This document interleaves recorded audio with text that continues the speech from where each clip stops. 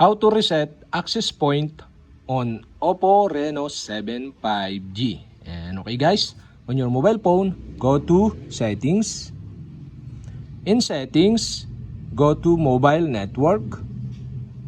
In Mobile Network, select the SIM you want to reset the access point. So for my example, I select this SIM 1. And here in SIM 1, below you can see the access point name. Okay, tap this.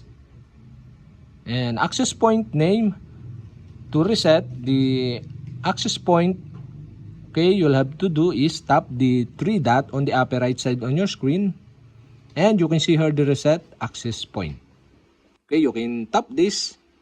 And below you can see the pop-up. And now you can tap the reset access points. And okay guys, we have successfully reset or restored the default settings of your access point name or APN on your OPPO Reno 7 5G.